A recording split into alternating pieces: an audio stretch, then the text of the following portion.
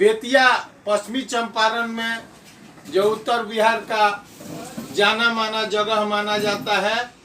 और मैं पहुंचा हूं एक पूर्व उप सभापति रहे हुए आनंद कुमार सिंह के यहाँ, जिनके कार्यकलापों का कोई अंत नहीं है और सुबह से शाम तक वो सेवा ही करते हैं और पूर्व से उनका इतिहास है।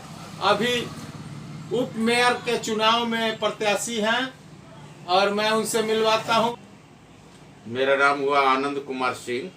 सर्वप्रथम बिहार हद तक के दर्शकों को मेरा नमस्कार है। मेरा नाम आनंद कुमार सिंह हुआ। मैं Bharatiya Janata party state working committee member हुआ और मैं बगहा जिला का प्रभारी भी हूं और 20 वर्षों से 2002 से लगातार मैं पार्षद के पद पर रहा हूं। एक बार मेरी पत्नी रही हैं और मैं उप सभापति का भी पद शोभायमान कर चुका हूं। आगे मैं भावी उप मेयर के प्रत्याशी के रूप में मैं बेतिया नगर निगम से हूं।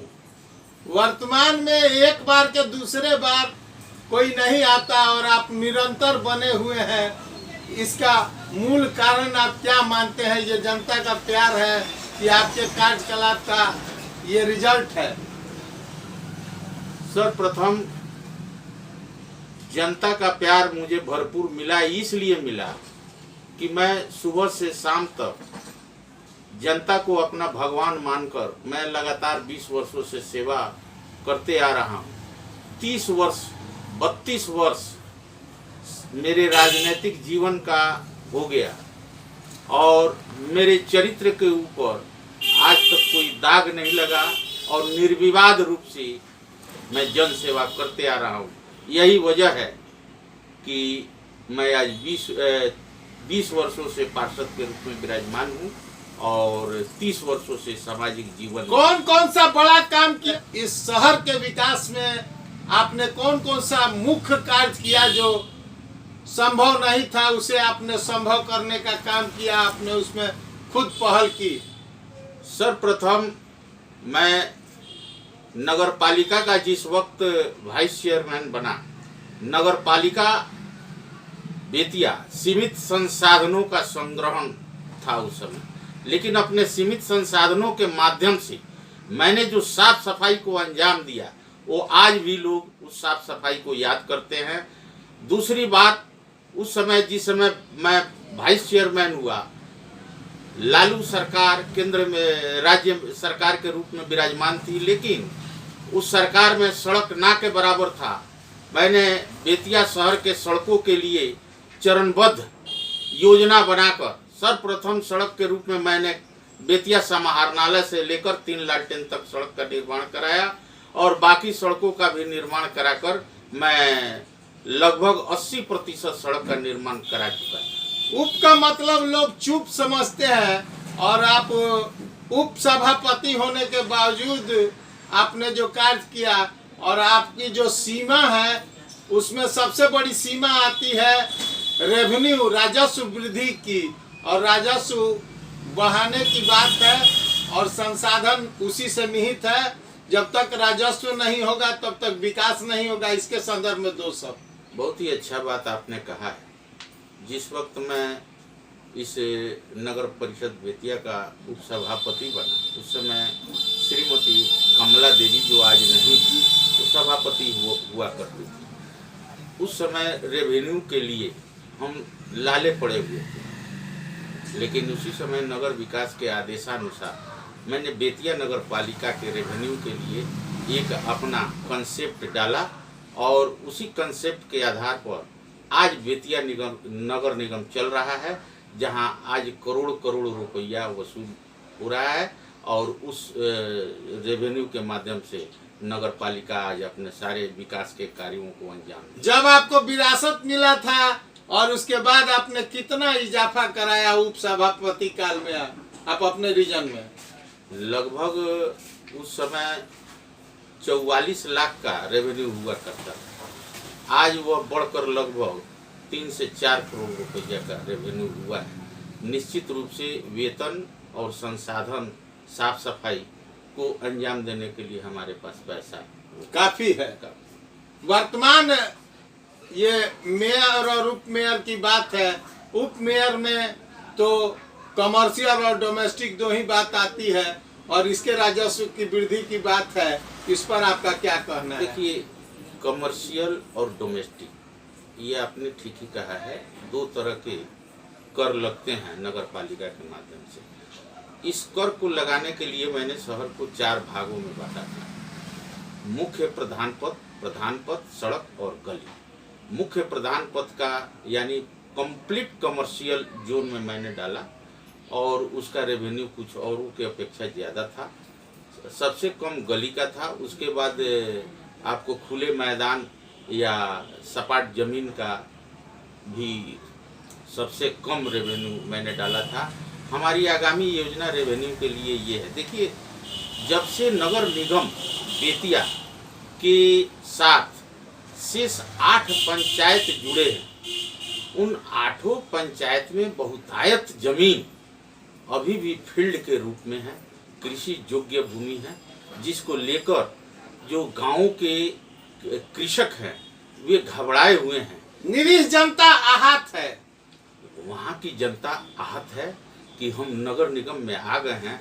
नगर निगम में आने के कारण अब उसका कर बहुत ज़्यादा होगा, जो अदेय होगा, मेरे लिए देना संभव नहीं होगा, हम बर्बाद हो जाएंगे। मैं सर्वप्रथम वैसे जनता को आगाह करता हूँ, वैसे जनता के प्रति मैं सहानुभूति व्यक्त करता हूँ, और जब तक मैं आनंद अगर मैं उप मेयर बनकर आया तो निश्चित रूप से उस जमीन को आपके ऊपर बोझ नहीं बनने दूंगा, और कर के रूप में मिनिमम राशि मैं बोर्ड के प्रथम बैठक में ही मैं समीक्षा करके आपके उस भूमि का मिनिमम कर निर्धारित करके ताकि वो जमीन आपको बोझ न लगे, और मैं आपको मिनिमम कर निर्धारित करके इनाम के रूप में मैं देना चाहूँगा। जनता आनंद में रहे, दुखी में नहीं, यही आपकी मांग है। मैं अपने नाम के अनुरूप मैं सार्थक करना चाहूँगा, और बिल्कुल आपने कहा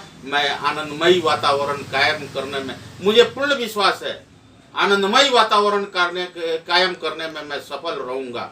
मैं इतना ही नहीं, जिस समय बेतिया शहर तांगा के ठोकर से, तांगा चालकों से, उनके अव्यवस्थित व्यवस्था से जूझ रही थी, मैं वैसे परिस्थिति में मैं संघर्ष करके, जिस समय तांगा चालकों ने फरेश राम जैसे इंस्पेक्टर को पीट कर घायल कर दिया, यही टेम्पो चलवाने के नाम पर मैं संघर्ष करके यहाँ टेम्पो चलवा करके और सुगम और सफल जीवन के लिए आज घंटों का काम मिनटों में हो रहा है। व्यवसायियों का अपना लगभग रेवेन्यू भी बढ़ गया है। मैं आगे भी इस सोच के तहत अपना संघर्ष जारी रखूंगा, ताकि हमारे शहर में निवास करने वाले रेवेन्यू ज़्यादा से ज़्यादा कलेक्ट कर ले और ज़्यादा से ज़्यादा आमदनी हो सके, ज़्यादा से ज़्यादा अपनी सुगम जीवन जी सके।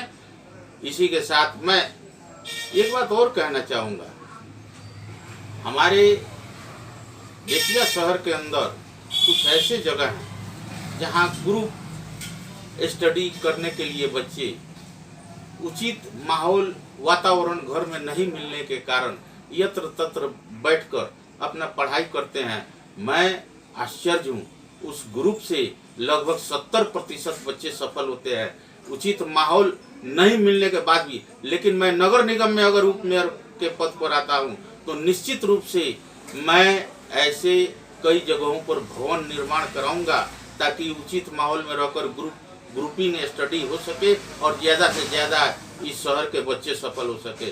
सबसे पहली लड़ाई एक यह भी है कि यह बेतिया जल जमाव से सदा प्रभावित रहा है। मैं उस जल जमाव से मुक्ति के लिए हर वैसा कदम होगा मेरा जो मैं कदम उठाकर इस जल जमाव से मुक्त करना चाहूँगा।